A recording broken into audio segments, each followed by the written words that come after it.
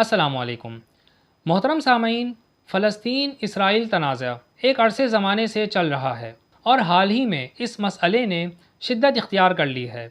یہ مسئلہ اس وقت تک سمجھ نہیں آ سکتا جب تک کہ تاریخ سے آگاہی نہ حاصل کر لی جائے۔ اس ویڈیو میں یہودیوں کی تاریخ پر بات کی جائے گی جو اس مسئلے کو سمجھنے میں بہت اہم کردار ادا کرے گی۔ ویورز، اس وقت دنیا میں یہودیوں کی تعداد 16.1 ملین یعنی 1.5 کروڑ سے زائد ہے۔ یہ لوگ ایک خاص نسل سے تعلق رکھتے ہیں اور اپنی نسلی خصوصیات کو بڑی سختی سے قائم رکھتے ہیں۔ یہودی حضرت یعقوب علیہ السلام کی اولاد ہیں۔ حضرت یعقوب علیہ السلام کا لقب اسرائیل تھا، اس لیے یہ بنی اسرائیل بھی کہلاتے ہیں۔ آج کل اس جگہ کو اسرائیل کہا جاتا ہے جہاں یہ قیام پذیر ہیں۔ یہودی اپنے آپ کو حضرت موسیٰ علیہ السلام کا پیروکار کہتے ہیں اور توریت پر عمل کرنے کا دعویٰ رکھتے ہیں۔ یہودی اپنے مذہبی احکام غیر یہودیوں پر ظاہر نہیں کرتے، لیکن آج کل کے ترقی یافتہ دور میں یہ کیسے ممکن ہے کہ ان کی روایات سے لوگ باخبر نہ ہوں؟ پروٹوکولز نامی کتاب اس بات کی شہادت دیتی ہے کہ ان کے راز ابراز نہیں رہے، لیکن حقیقت یہ ہے کہ یہودی بڑے پر اسرار لوگ ہوتے ہیں۔ ان میں اعلیٰ تعلیم یافتہ اور بہترین سائنسدانوں کی کمی نہیں رہی ہے۔ ان کے اہل علم دنیا کی بے شمار زبانیں سیکھتے ہیں اور ان میں کمال حاصل کرتے ہیں۔ ویورز، یہودی نسلیت پرست ہیں اور یہ اپنی نسل کو سب سے زیادہ فوقیت دیتے ہیں، اس لیے کہ یہ اپنی نسل کو خدا کی پسندیدہ اور برگزیدہ قرار دیتے ہیں اور دوسروں کو یہ کوئی اہمیت نہیں دیتے، بلکہ دوسروں پر حکمرانی کرنا یہ اپنا حق سمجھتے ہیں اور ساری دنیا کو اپنا مخالف سمجھتے ہیں۔ انتہائی رازداری سے تلمود کے احکام کے مطابق عمل کرتے ہیں اور اپنے صومعات یعنی اپنی عبادت گاہوں سے غیر یہودیوں کو دور رکھتے ہیں۔ یہودیوں کا عقیدہ ہے کہ جس طرح ان کا یہوہ یعنی ان کا خدا سب سے الگ تھلگ کلی طور پر صرف ہیکل میں پایا جاتا ہے، اسی طرح بنی اسرائیل بھی ساری قوموں سے الگ تھلگ اور ممتاز ہوتے ہیں۔ اسرائیل کو ارض موعود یعنی پرومسڈ لینڈ سمجھتے ہیں کہ خدا نے ان سے وعدہ کیا تھا کہ وہ ان کو فلسطین میں دوبارہ آباد کرے گا۔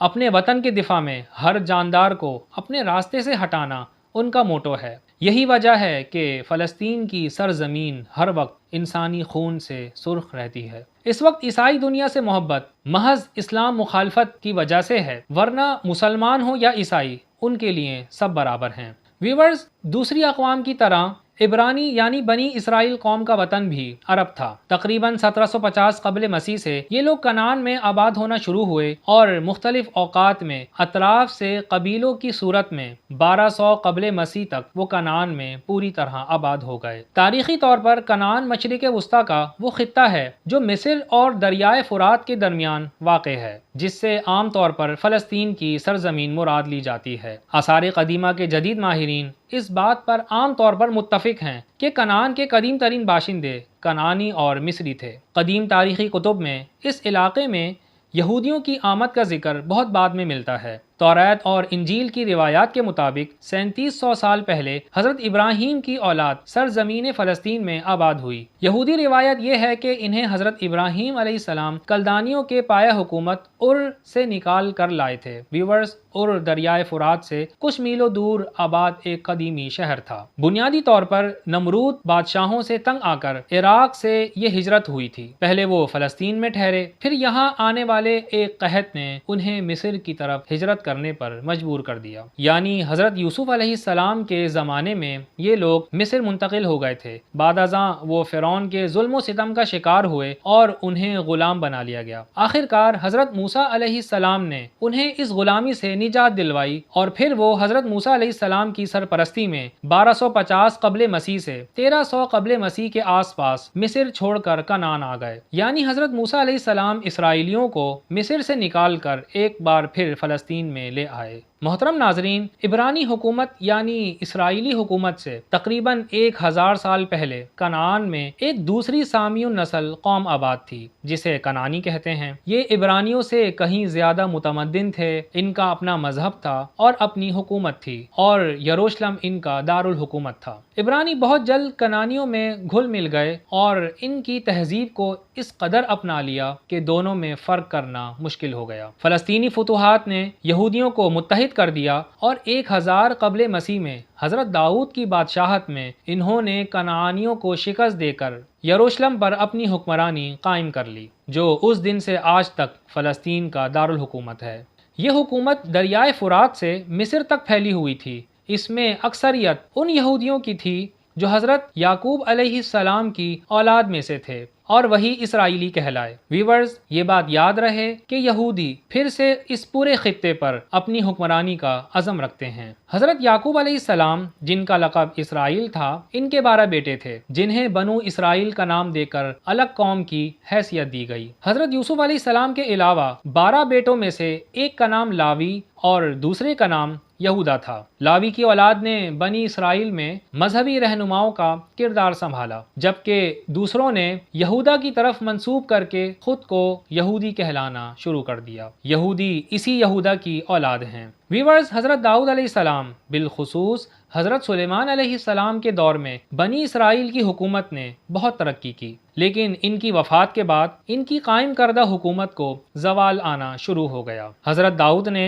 بنی اسرائیل کا سب سے بڑا معبد یروشلم میں بنایا، جسے مسلمان بیت المقدس کہتے ہیں۔ پھر 960 قبل مسیح میں حضرت سلیمان علیہ السلام نے اس عظیم تعمیر کو مزید آگے بڑھایا۔ ناظرین، اس عظیم الشان معبد کو ہیکل سلیمانی کہا جاتا تھا۔ 930 قبل مسیح میں اسرائیلی 2 گروہ میں بٹ گئے۔ انہوں نے اسرائیل کو 2 حصوں میں تقسیم کر دیا۔ ایک ریاست کا نام یہودا اور دوسری کا نام اسرائیل رکھا۔ ریاست اسرائیل کی تباہی کچھ اس طرح ہوئی کہ 720 سے 723 قبل مسیح کے درمیان اسائرین قوم نے اسرائیل کو برباد کر کے رکھ دیا اور 10 اسرائیلی قبیلوں کو ملک بدر کر دیا۔ اس کے ساتھ ہی اسرائیل کا خاتمہ ہو گیا۔ حضرت داؤد کے جانشینوں کے زیر تحت 597 قبل مسیح تک مختصر یہودی سلطنت قائم رہی۔ بہرحال پھر یہودا کی تباہی کی باری آئی اور 586 قبل مسیح میں بابل کے حکمران بخت نصر نے یہودا کو فتح کر کے اسرائیلیوں کی حکومت کو پھر برباد کر دیا اور ہیکل سلیمانی کو مکمل طور پر تباہ کر دیا۔ ویورز، بخت نصر کثیر تعداد میں یہودیوں کو غلام بنا کر بابل لے گیا۔ بابل کے نوح میں اسرائیلیوں کے لیے ایک بستی بسائی گئی جس کا نام تل ابیب رکھا گیا۔ یہاں اسرائیلی 50 سال تک قید رہے۔ ان قیدیوں نے کوہ سیہون کو نشان بنا کر ایک خفیہ تحریک شروع کی۔ اسی دوران ایران میں ہخامنشی خاندان نے طاقت حاصل کر لی تو خفیہ تحریک نے ان سے رابطہ کیا۔ اس کی مدد سے اسرائیلیوں نے بخت نصر کی قید سے آزادی حاصل کی۔ اس طرح کے 539 قبل مسیح میں ایرانی بادشاہ سائرس نے بابل پر قبضہ کر کے کلدانی حکومت کا خاتمہ کر دیا اور یہودیوں کو واپس جانے کی اجازت دے دی۔ اس کے بعد یہ قوم کبھی ایرانیوں کے ماتحت رہی اور کبھی یونانیوں کے۔ 168 قبل مسیح میں یہودی سلطنت دوبارہ آزاد ہوئی اور بہت زیادہ قتل و غارت گری کے بعد 141 قبل مسیح میں یہودی ایک چھوٹی سی ریاست قائم کرنے میں کامیاب ہو گئے۔ اس کے ساتھ ہی ان میں بے راہ روی عام ہوئی، جس کی ایک لمبی فہرست ہے۔ حضرت زکریا علیہ السلام، حضرت عیسیٰ علیہ السلام وغیرہ انبیاء کرام کے ساتھ ان کے جو معاملات رہے وہ تاریخ کا حصہ ہیں۔ انہوں نے ہیکل سلیمانی کو دوبارہ تعمیر کیا، مگر ویورز 70 عیسوی میں یروشلم ایک بار پھر برباد کر دیا گیا اور دوبارہ ہیکل سلیمانی کو گرا دیا گیا۔ 70 عیسوی میں یروشلم کو رومی حکمران ٹائٹس نے مسمار کیا اور مسمار کرنے کے بعد یہودی ریاست کا خاتمہ کر دیا۔ تب سے یہودیوں کو ابھرنے کا موقع نہ ملا۔ اس کے بعد یہ خطہ مختلف حکومتوں کے زیر سایہ رہا۔ یہاں بازنطینی اور ایرانی حکومت کرتے رہے۔ پھر حضرت عمر فاروق رضی اللہ عنہ کے زمانے میں 636 عیسوی میں عرب فاتحین نے یروشلم یا بیت المقدس کو فتح کیا۔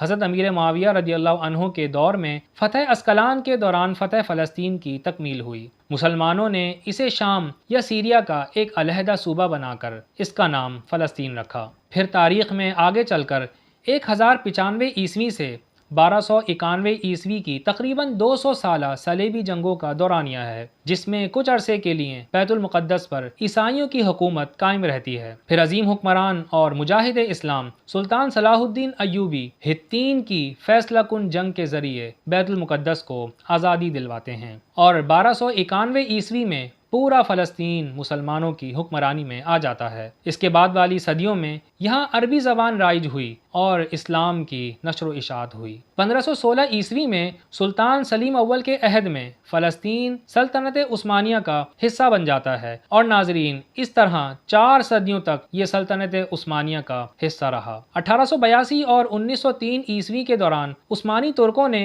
یہودیوں کو پہلی بار دوبارہ فلسطین کے علاقے میں آباد ہونے کی اجازت دی۔ کثیر تعداد میں یہودی ہجرت کر کے یہاں آباد ہوئے۔ 20ویں صدی کے شروع میں یہودیوں کی تعداد کافی کم تھی، زیادہ تعداد عربی بولنے والے مسلمانوں اور عیسائیوں کی تھی، مگر پھر صہیونی تحریک کی مدد سے یورپ اور شمالی امریکہ سے بڑی تعداد میں یہودی یہاں آ کر آباد ہوئے۔ جنگ عظیم اول کے بعد فلسطین عثمانی خلافت سے نکل کر انگریزوں کی عملداری میں آ گیا تھا۔ برطانیہ کی حمایت سے صہیونی تحریک نے کافی کامیابی حاصل کی، کیونکہ اس جنگ میں یہودیوں نے جرمنی کے خلاف برطانیہ کی کافی مدد کی تھی۔ 1917 عیسوی کو برطانوی وزیر خارجہ آرتھر بلفور نے وہ تاریخی اعلان کیا جو اس کے نام کی نسبت سے اعلان بلفور یا بلفور ڈکلیریشن کہلاتا ہے۔ اس کے تحت فلسطین کے اندر آزاد یہودی ریاست کے قیام کا منصوبہ تھا۔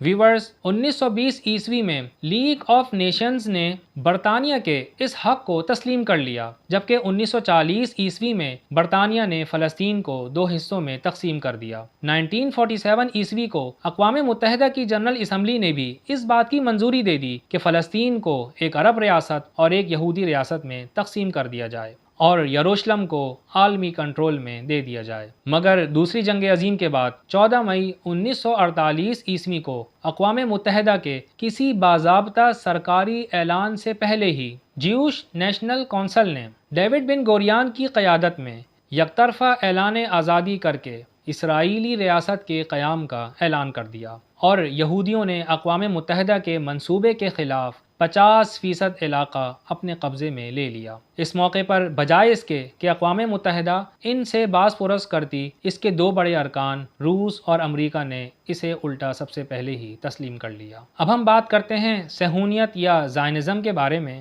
تو ویورز، 1897 عیسوی سے پہلے صہیونیت نام کی کسی شے کا وجود نہ تھا، البتہ اگست 1897 میں سوئٹزرلینڈ میں ایک معروف یہودی مفکر تھیوڈور ہرزل نے سب سے پہلے صہیونیت کا نظریہ پیش کیا۔ مقصد یہ تھا کہ دنیا بھر میں بکھرے ہوئے یہودیوں کو فلسطین میں ایک ریاست کے طور پر آباد کر دیا جائے۔ اس لیے تھیوڈور ہرزل کو تحریک صہیونیت کا بانی کہا جاتا ہے۔ نئی ریاست کے حصول کی جدوجہد کے دوران ایک مرحلہ ایسا بھی آیا جب اس وقت کی عظیم طاقت برطانیہ نے تھیوڈور کو افریقی ملک یوگینڈا بطور وطن پیش کیا، لیکن صہیونیوں کی اکثریت نے اس ملک کو مسترد کر کے صرف فلسطین کے حصول ہی کو اپنی منزل قرار دیا۔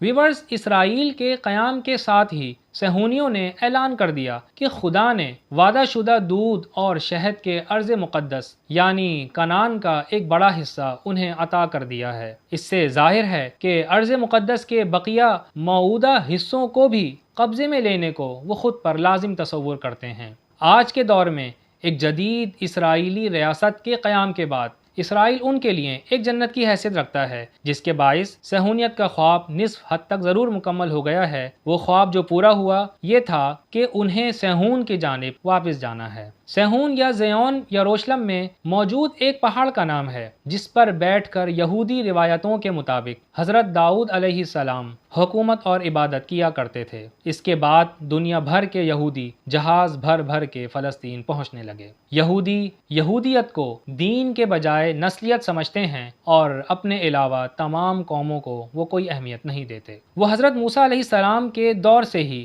نسلی برتری کی سوچ رکھتے ہیں، خصوصاً اہل عرب کو وہ غیر تہذیب یافتہ قرار دیتے ہیں۔ دنیا کے مال و دولت کی طلب کی وجہ سے وہ تبلیغ دین سے زیادہ اپنے کاروبار میں زیادہ دلچسپی رکھتے ہیں۔ یہودیوں کا قدیم عقیدہ ہے کہ اگر بیرون وطن یہودی اپنے پرآسائش گھروں کو چھوڑ کر یروشلم میں آ کر بڑی تعداد میں رہائش اختیار کر لیں تو مسیحا کی آمد کا وقت تیزی سے قریب آ جائے گا۔ انہیں یہ بھی یقین ہے کہ صہیون کے ماتم گساروں کی عبادت خدا کو مجبور کر دے گی کہ وہ مسیحا کو جلد بھیج دے اور یروشلم کو صرف اور صرف یہودیوں کا شہر قرار دلوا دے۔ محترم سامعین، اسرائیل اور یروشلم 3000 سال پہلے حضرت داؤد علیہ السلام کے دور سے ہی ماضی اور حال کے یہودیوں کی عقیدت و محبت کا مرکز بنا رہا ہے، جس کے باعث یہودیوں کو اپنی نمازیں بھی مشرق یعنی یروشلم کی طرف منہ کر کے پڑھنے کا حکم دیا گیا تھا۔ آج بھی جب وہ اپنا یوم کفارہ مناتے ہیں تو یہ دعا لازمی پڑھتے ہیں کہ اے خدا اگلا سال یروشلم میں۔ اسی طرح شادی کے دن ایک مخصوص خیمے میں دلہا وہاں موجود شیشے کا ایک گلاس توڑتا ہے، جس کا مطلب یروشلم کے اولین ہیکل کی بربادی کا سوگ منانا ہے۔ عیسائی یہودیوں پر 2000 سال سے اپنے نبی کو سولی دینے کے الزام میں بدترین مظالم ڈھاتے چلے آ رہے ہیں، جبکہ اسلامی ممالک گزشتہ 1400 سالوں سے انہیں اپنے ہاں پناہ دیتے چلے آ رہے ہیں، لیکن اس کے باوجود یہودی عیسائیوں ہی کے گرویدہ ہیں اور اسلام کے خلاف انہی سے دوستیاں رکھتے ہیں۔ مسلمانوں میں یہودیوں سے نفرت اس وقت پیدا ہوئی جب 1948 عیسوی میں اسرائیل کی ریاست وجود میں آئی اور عرب فلسطین سے ہاتھ دھو بیٹھے۔ یروشلم میں برباد شدہ ہیکل کی تعمیر نو یہودیوں کی زندگی کی سب سے بڑی تمنا ہے۔ اپنی روزانہ کی 3 نمازوں، یوم سبت اور روزوں کے دنوں میں وہ اپنے ہیکل کو ضرور یاد کرتے ہیں۔ ان کی کوئی شادی بھی یروشلم میں دوبارہ واپسی کی دعاؤں کے بغیر مکمل نہیں سمجھی جاتی، اور ان کا کوئی مکان بھی اس وقت تک تعمیر شدہ نہیں سمجھا جاتا جب تک کہ یروشلم میں ایک نئے ہیکل کی فوری تعمیر کے لیے دعا نہ کر لی جائے۔ 14 مئی 1948 عیسوی کو صہیونی ریاست اسرائیل کے قیام کے بعد اگرچہ صہیونیت کا ایک بڑا مقصد حاصل کر لیا گیا ہے، تاہم تحریک صہیونیت کے دیگر مقاصد اب تک تکمیل کے منتظر ہیں، یعنی تمام دنیا پر صرف یہودیوں کی حکومت اور دیگر تمام مذاہب کا خاتمہ۔